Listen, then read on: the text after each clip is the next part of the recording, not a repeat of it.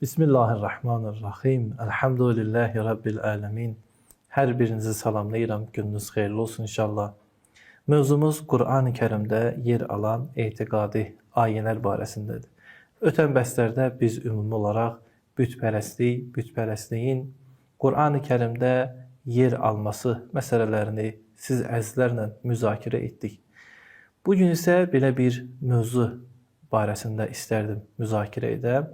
Qur'an-ı Kərimdə bütpərəstliyin yaranma mənşəyi nə göstərilir? Bu mövzuya keçməmişdən qabaq istərdim bir məsələni qısa olaraq xatırladım. O da bundan ibarətdir ki, bildiyimiz kimi Qur'an-ı Kərim açıq şəkildə bildirir ki, yer üzərində bəşərin ilk inancı tohid olmuş və digər inancılar tohid inancından sapmalar və azmalar nəticəsində meydana çıxmışdır.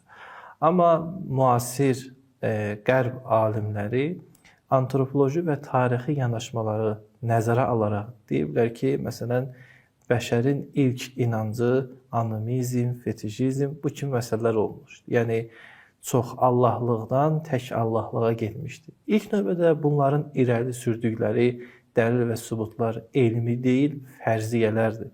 Fərziyə ümumi olaraq hər hansı bir şəxsin subyektiv görüşüdür. Yəni, o müəyyən məsələləri nəzərə alaraq deyir ki, bəşərin ilk inancı aminizm olmuşdur. Yəni, hər bir şeyi ruh bilmək və yaxud fetişizm, əşyaları müqəddəsləşdirmək bu sayır. Və nəticə olaraq bəşər monotizm tərəfə getmişdir, yəni təkallahlıq tərəfə getmişdir.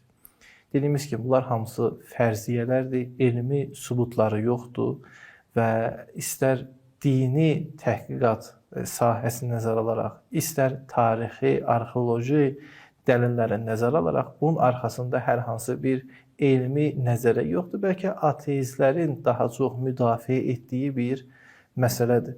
Bu məsələni biz Qur'an-ı Kərimin ayələrində araşdırdıqda məlum olur ki, bəli, ümumən bəşər ilk inancı tohid olmuş və tohid inancından sapmalar, azmalar başlamışdı.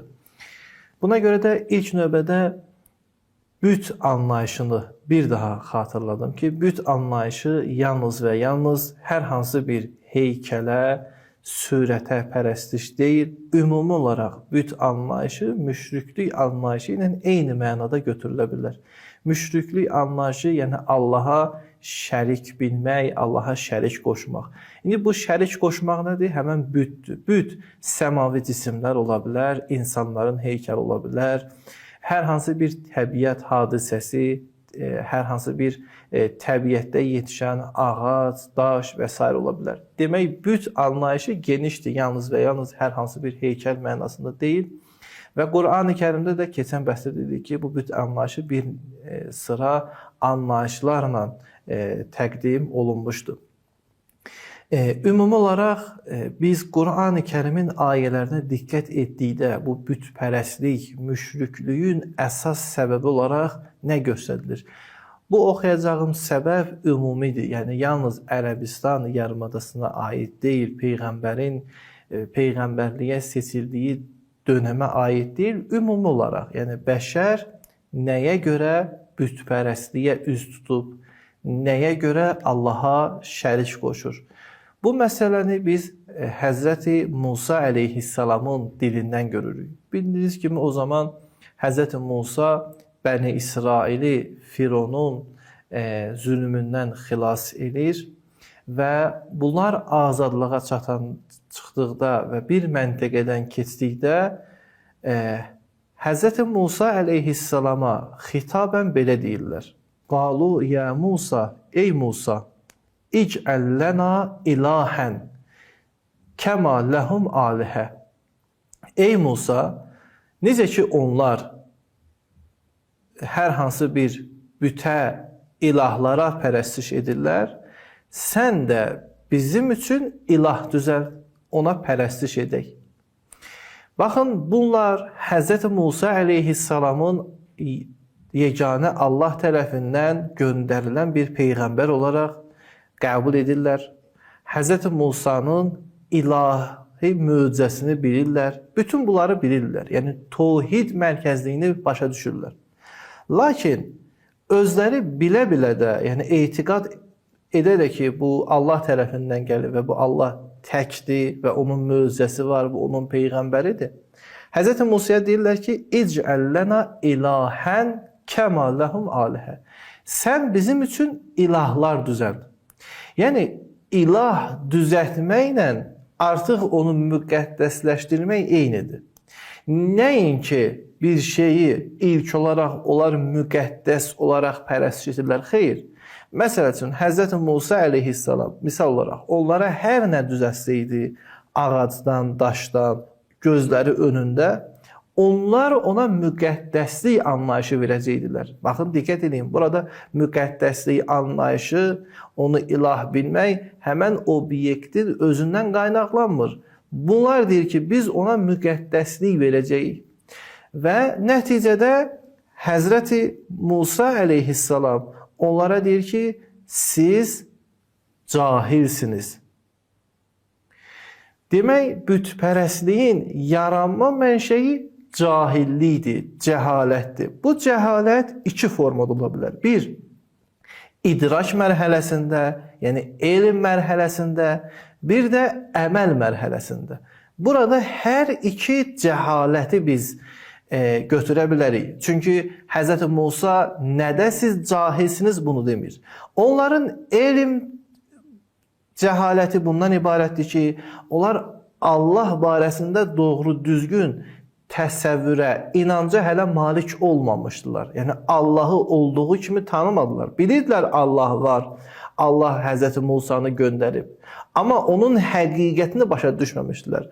Bu cəhalət onların elmi cəhalətidir. Və əməli cəhaləti isə bundan ibarətdir ki, onlar necə ki, əvvəl Misirdə bütpərəstlik içərisində yaşamışdılar və əmələn bütpərəstliyə bulaşmışdılar və yeni bir tayfanı gördükdə, onların mədəniyyətini gördükdə əməli olaraq təsirə düşdülər və təsirə düşdükləri üçün yenə də Həzrəti Musadan istədilər ki, onlar üçün büt düzəlsin. Yəni, nəticə olaraq bütpərəstliyin Qur'an-ı Kərimdə mənşəyi nədən ibarətdir? Cəhalət. Çünki burada keçən ayənin əvvəlində bundan ibarətdir ki, fə'tu ələ qavmun yəkufunə ələ əsnamin ləhum. Onlar əsnamın əvvəl də tərifində biz demişdik ki, geniş məna daşıyır və büt anlayışı ilə eyni məna götürülə bilər. Demək, cəhalət həm elmi cəhətdən, həm əməli cəhətdən səbəb olur ki, insan Allaha şərik qoşsun, bütpərəstliyə tərəf getsin. İndi buradan bizim almaq istədiyimiz nəticə bundan ibarətdir ki, müasir təhqiqatçıların bu fərziyyəsi ki, ilk insan hər hansı bir təbiəti müqəddəs bilib, müqəddəscəsinə ona pərəstiş edib, bu hər hansı bir bəşərin ilk çağı ilə formalaşmır. Yəni, bəşər hər bir zaman, yəni istər o ilk bəşər olsun, orta əsrlərdə yaşasın, miladdan əvvəl, əgər cəhalət vadisinə qədəm qoyarsa, cahilanə düşünərsə, cəhalət mühitində yaşayarsa, o istər istəməz Allaha şəriklər qoşacaq, bütpərəstliyə tərəf gedəcək. Cahillik bəşərin müəyyən bir dönəmində yaşanmış keçidi deyil. Məsələn, necə ki, bəzi tarixçilər fərzliyə əsasən bəşərin iqtisadi həyatını bölürlər daş dönəminə, tunc dönəminə, dəmir dönəminə. Cahillik bu cəhətdən bölünə bilməz. Deyə bilmərik ki, bəşərin bir dövrü var idi, orada cahil idilər. Xeyr, bu müasir insan üçün də işlənə biləcək bir sifətdir, bir xüsusiyyətdir. Həzrəti Nuhun vaxtında da yaşayan insanlar üçün istifadə olunan bir sifətdir və bütün bəşəri biz ümumi olaraq nəzərə alsaq, görürük ki, bu elə bir xüsusiyyətdir ki, yalnız və yalnız müəyyən bir qrup, müəyyən bir zaman üçün keçərli deyil. Demək, bütpərəstliyin Qur'an-ı Kərimdəki yanaşmasına əsasən ilk mənşəyi cəhalətdir. Həm cəhalət bilməmək tərəfindən, həm də əməl tərəfdən.